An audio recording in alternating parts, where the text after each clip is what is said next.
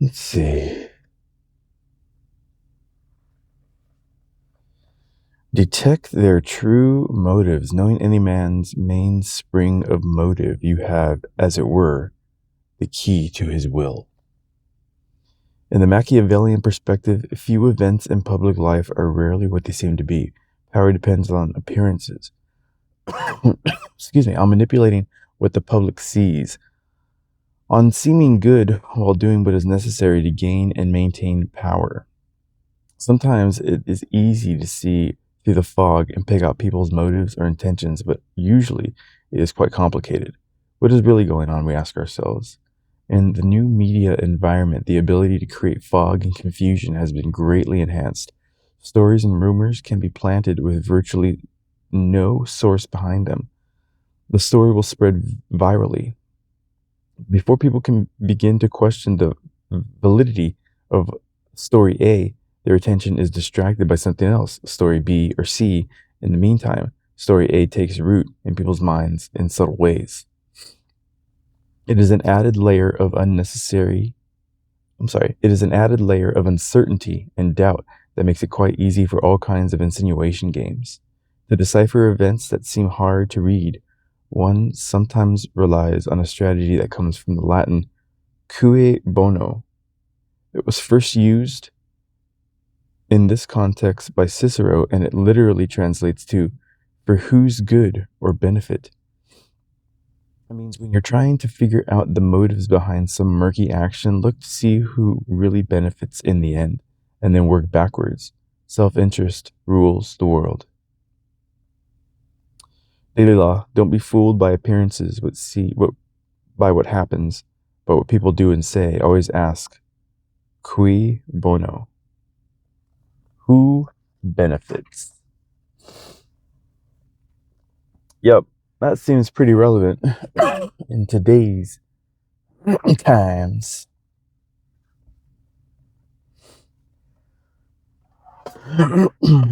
It's also kind of along the lines of what I always say. I'm not going to listen to what you say. I'm going to watch what you do.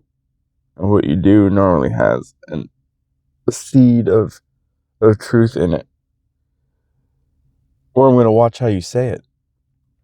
You know, the nonverbal cues, you know, the tone of voice, the micro expressions of the face.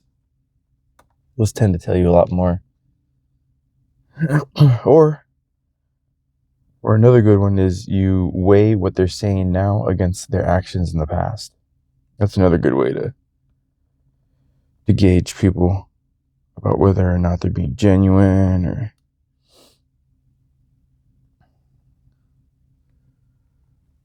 what was the title? That was a good title. Detect their true motives. Everybody has different motivations.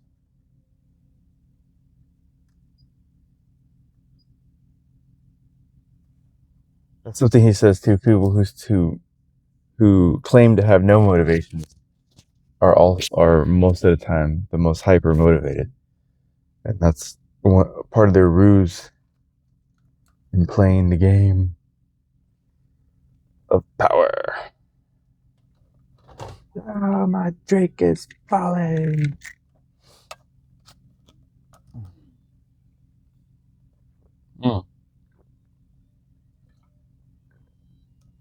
That's kind of sweet. I wasn't expecting that. All right. We're warmed up enough. Hit the road.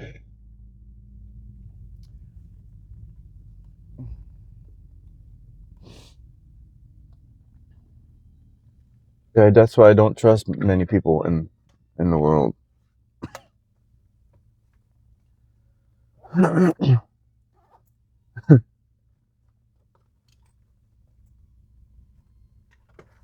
Yeah, a lot of people.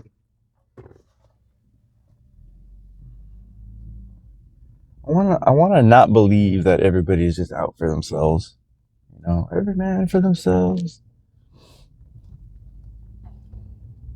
But that really does seem to be the case. Everybody's just out for themselves.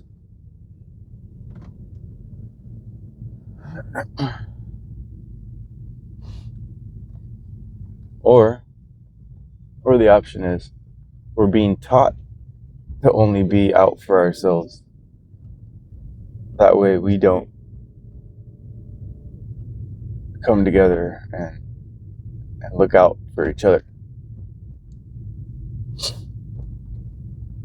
Once you have like a group of people looking out for each other in the utopian world, that's like the perfect ideal of what socialism is. Everybody looking out for each other, everybody working towards the greater good of each other. That's all the utopian like foundation of socialism. But the problem with that, because it sounds so perfect, someone's got to be in charge of maintaining that. Who's going to maintain? Who's going to police everybody?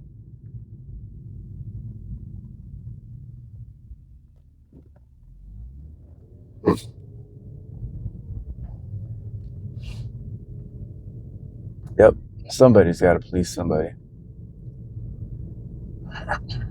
And that's when socialism falls apart. Because then it really does end up being that one person in charge of everyone. And there you go. You have a Stalin, you have a Hitler, a Mao.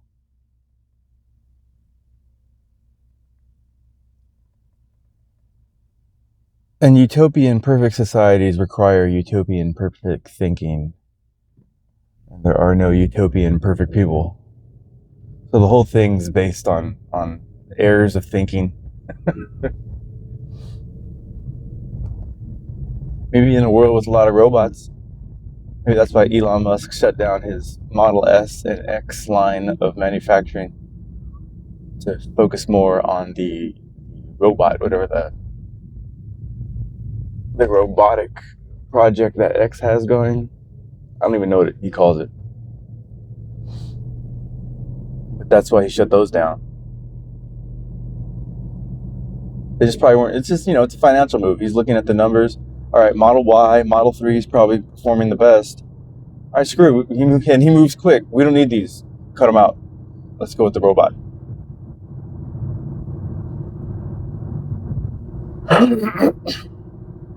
That's what happens when you have the financial means to make quick decisions and make moves happen fast.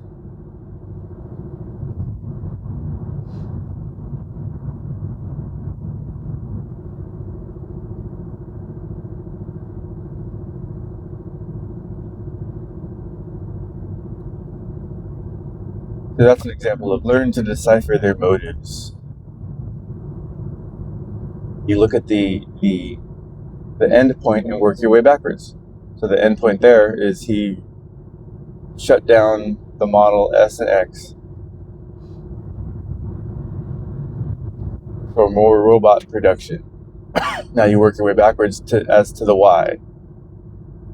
Well, probably sales has a part to do with it, like I said. And then if you even look grander, widen the lens and the aperture of your vision.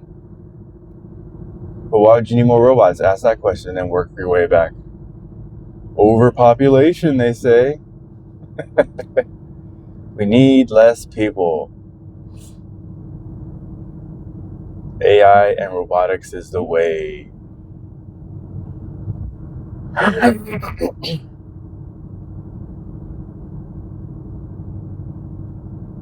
I'm driving behind one of these car transport trucks. These things look unstable as shit because they're carrying so much weight up top. And these freeways aren't perfectly level, so when they're kind of varying back and forth, it wobbles a lot. You can see the sway back and forth. What's he carrying? What are these? Bunch of Range Rovers? So it looks like. It's cool.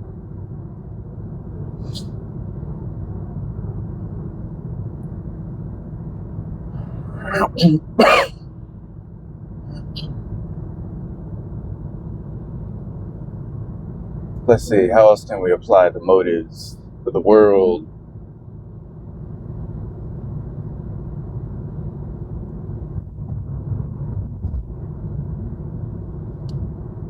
Who benefits?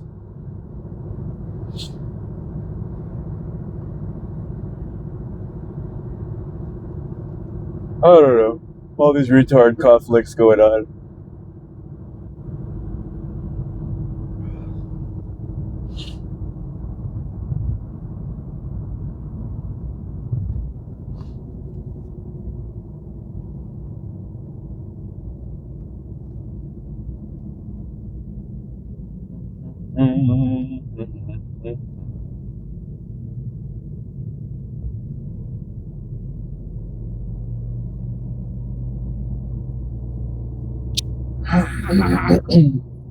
I'm enjoying these 4 a.m. starts. We were super productive yesterday. And if the idea is to help, catch up to minimize our deficit, I guess would be the best way to word it. I think that was pretty helpful. Normally we did about maybe 10, probably 12 more than we normally do. And over a length of time, 12 more every day, that adds up. See, I don't know why they wouldn't want to do this. You want to run at a surplus. You need to be looking ahead for machines going down and personnel calling out. All that slows the line down. So you always kind of want this pad of surplus finished goods in stock, just in case. Just because they're playing a number game, they're projecting how much the sales team can push these things out into the world. So it's not like hard math. It's like there's these many people in the world who want this device. We need these many people. We need these many devices to come off the line. It's not really how it's all guesswork. Well, this is what we did last year, depending on this and that, and tariffs and sales trends and whatever.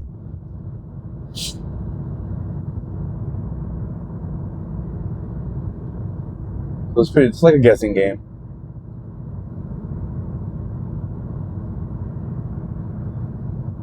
But the way whenever I hear that, I'm like, well, since you don't really, really know, shouldn't you have more than you think you need just in case something happens? Right? And something just did happen. It went down for a while. There were days where we were barely doing anything.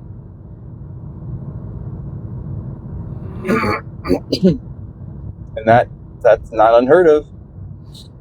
I don't want to say it's common, but this happens. Especially with like a machine. If a machine goes down, it holds up the process. Excuse me. This congestion is almost, I've been saying this for days now. I'm almost over it. Sorry. Doing all this right into the mic.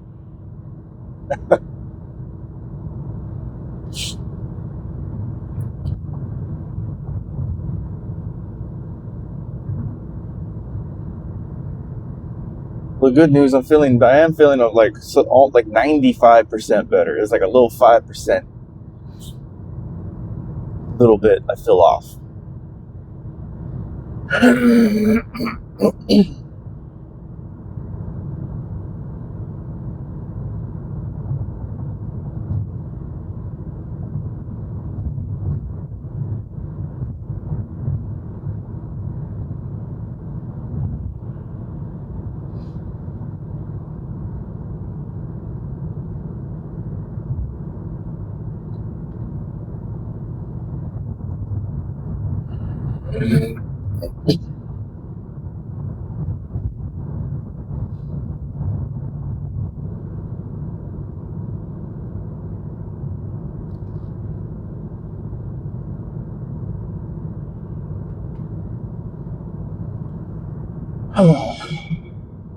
See what else? I don't know. I don't even remember what I heard on the pods.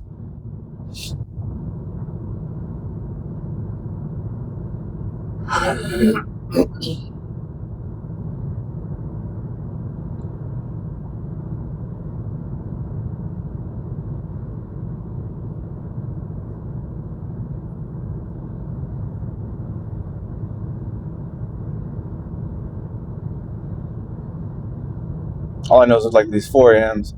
I'm really starting to lay down early. It really feels like wake up, go to work, come home, go to sleep. Wake up, go to work, come home, go to sleep. It's alright. I will go on vacation when I'm dead.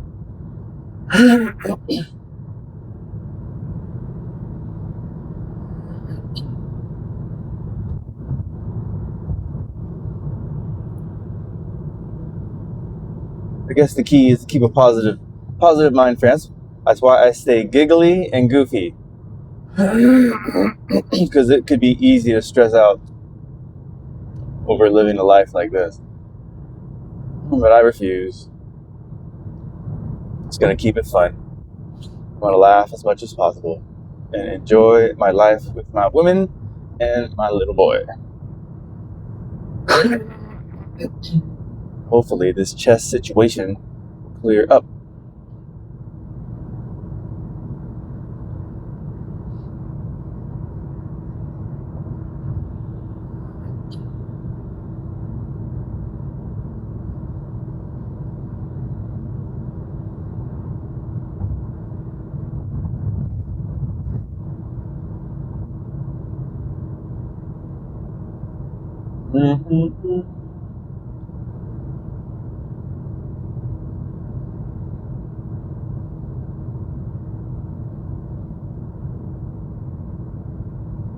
Who benefits from this?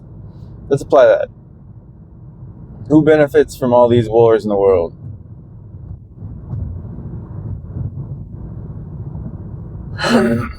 Well, I guess first you have to ask, what is the result of war? Because it depends on who wins. Let's see. Alright, so one thing I heard is the whole, let's take one at a time. The whole, Russia-Ukraine thing.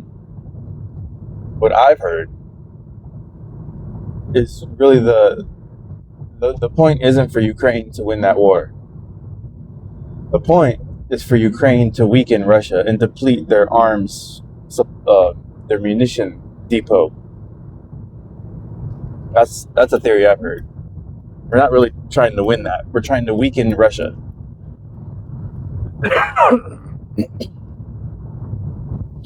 So who stands to benefit from that? Well, the U.S. Because Russia's aligned with China. All the BRICS nations. Right? What is it? It's like Brazil, Russia, India, China, and who else? Saudi? So we're trying to weaken our enemies. We're not trying to defeat them.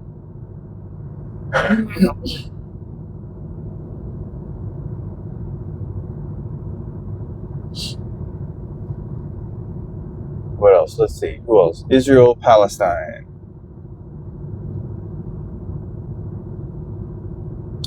Well, I don't know if there's any weakening of Palestine's already weak. So it'd probably be to weaken Israel would be the dynamic there, but now you're playing with, well, in both cases you're playing with a nuclear power. Although I don't think it's confirmed that Israel has a nuke. I could be wrong. I don't think they disclose that, even though they're supposed to.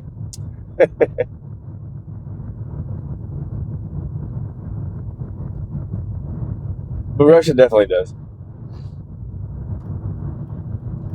What else? Iran. The whole Iran thing's retarded. Because from what I'm only half paying attention with my earbud at work because I'm paying attention to work. But I have my podcast going and I'm hearing people talk about it. But from what I've kind of gathered, It sounds like all this whole agreement that they kind of pseudo came to. It's just really back to square one. It's like right back where we started. They can still enrich uranium to a certain degree, and it's like a big waste of time. But it could still be the same thing, just trying to weaken them. We're not really trying to defeat them. We want them weak. Weak and dependent. It's pretty much how they want the citizenry of this country. That's how all governments want their citizens. Weak and dependent.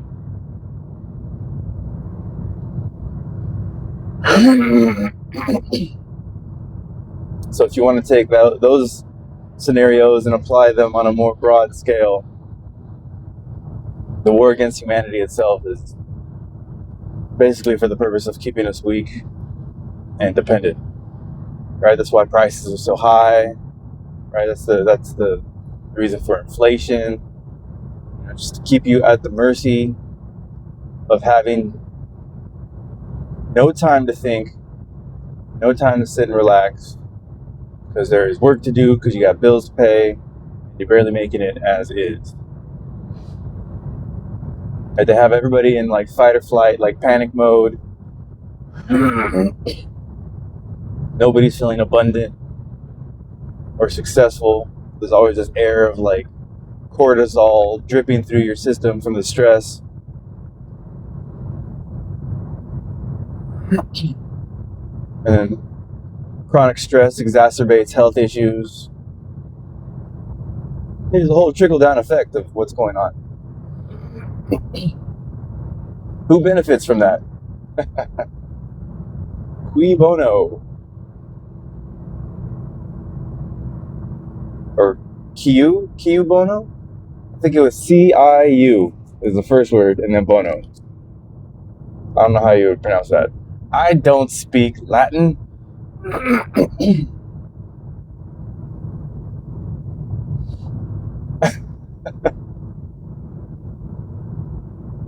It's funny how they call Latin a dead language, and like everything is in Latin. When you go back, like all the laws, like in when you go to court, things stuff like this. It's all in Latin. They tell us Latin's a dead language, yet they're still using it. They are still using it.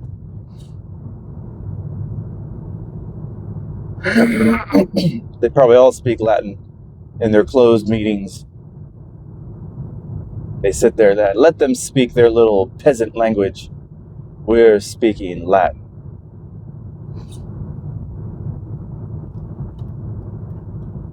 Thank you, thank you.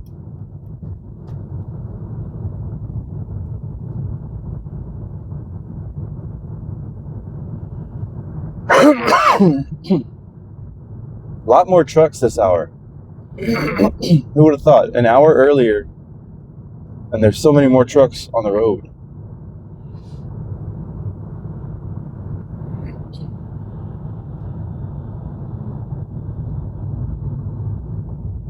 All right, now we're on top of the hill, and I coast down the other side. Save a little bit of gas.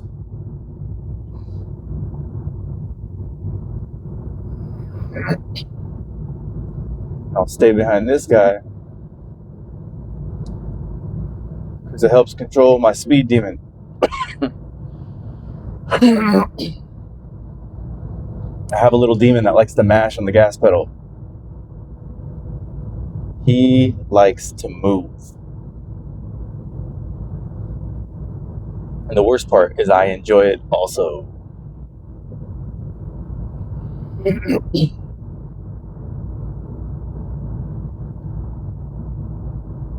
Yeah, I'm an adrenaline junkie, I would have to say. It's part of my addiction issues. I enjoy it, so I want more of it. But if I stay behind this guy, I will do 65 miles an hour the rest of the way.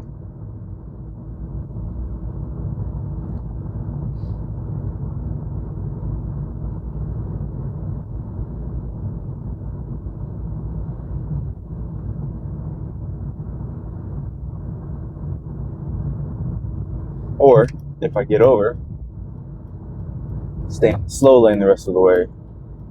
I don't feel so rushed.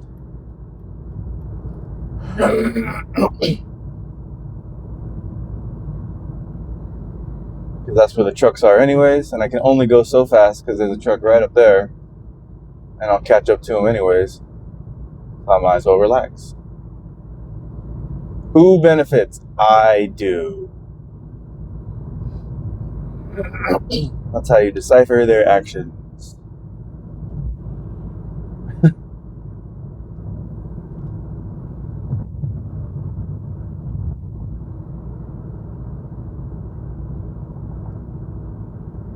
Yep, that'll be the title. Let's look up that phrase again, make sure I get the spelling right. The Cui Bono.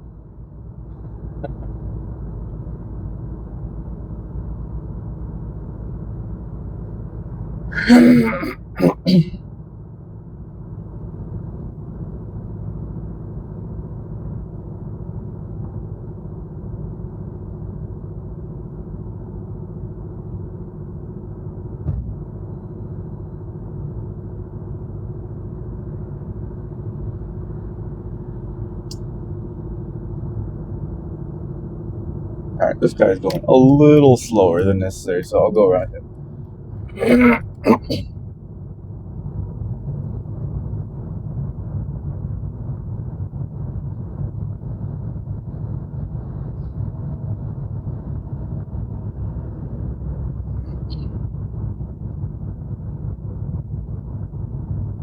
Shoulder closed ahead.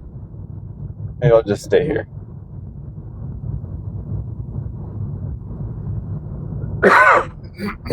Pardon me for all this noise.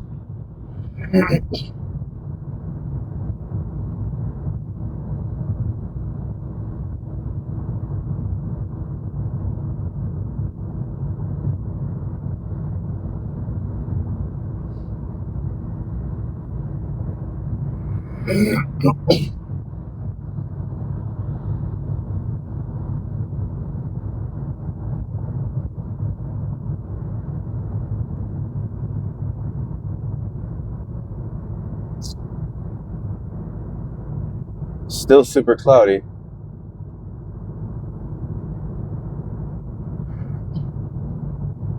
April, May, June. We're going into June now. What they say, June gloom.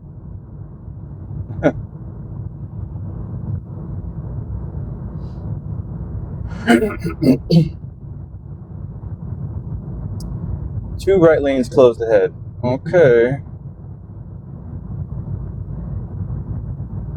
Guess that includes mine. If that's still accurate. I don't see anything up there closed. Unless it's way up there. Sometimes I forget to turn those signs off.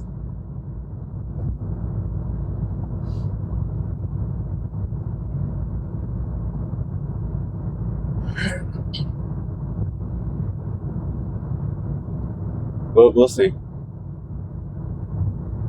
And then sometimes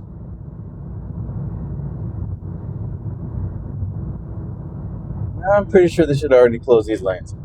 So I'm going to say they probably didn't.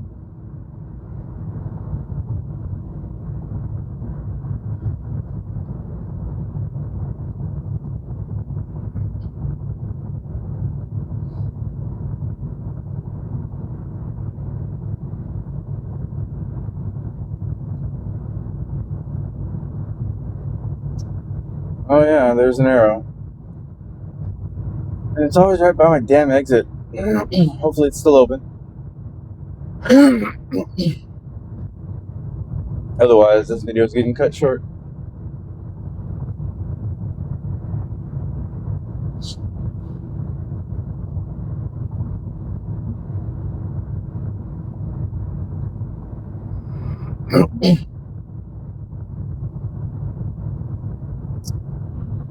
Alright, gotta get over again. Scales are closed, okay.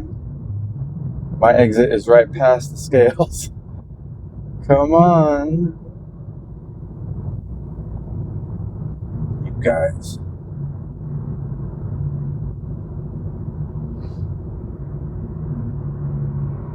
And then normally there's a sign that'll tell you, this exit is closed, or,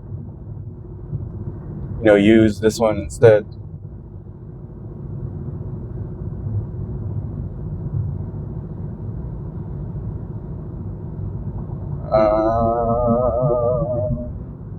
Looks like my exit's open.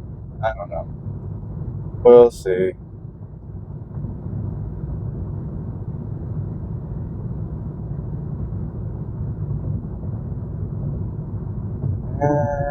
Let's see. Looks like we're good. Screw it. Using it.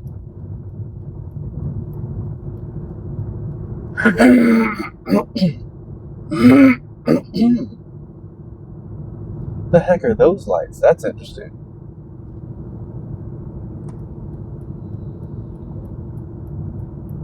Some weird blinking green lights in the front of that vehicle.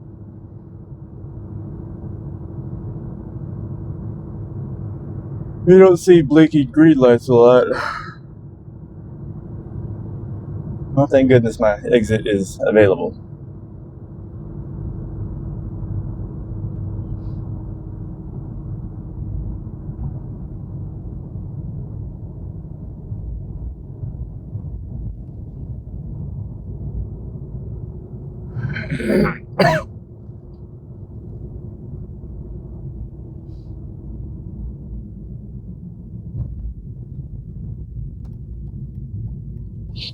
Alrighty.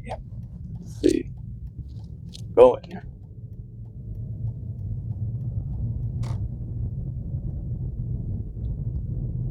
Okay.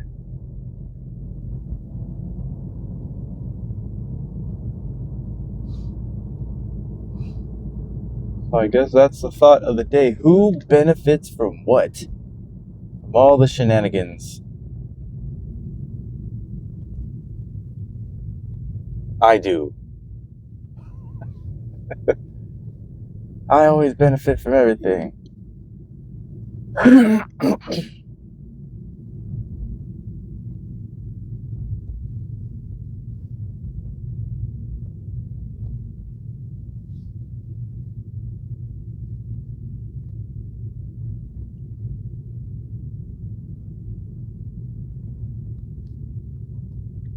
There's some sort of story like that. I was just thinking about that phrase, "we shall see." And it goes something like, like a father has a son, and the son, like, just graduated from college and gets a great job or something like that. And everybody's telling him, congratulations, isn't that wonderful? And the father just says, "we shall see." So the son goes to work at his new job, and then some sort of accident and gets his leg cut off. Oh, and they're saying, "Oh, that's so unfortunate. Isn't that terrible?" The father says, "we shall see." And then all of a sudden, that country's at war, and they're conscripting or drafting, all the young men to go to war. And, and then they can't draft his son because his son's, is missing a leg, so he's not as useful on the battlefield. And they tell him, "Oh, isn't that sport so fortunate that your son wasn't, forced to have to go fight in the war?" And the father says, "we shall see." And that's how I don't know if there's anything past that, but that's kind of how you have to see things. Don't judge them. Just see where it goes. And maybe there's some sort of benefit or divine plan in place. All right, let's go do something. Good work.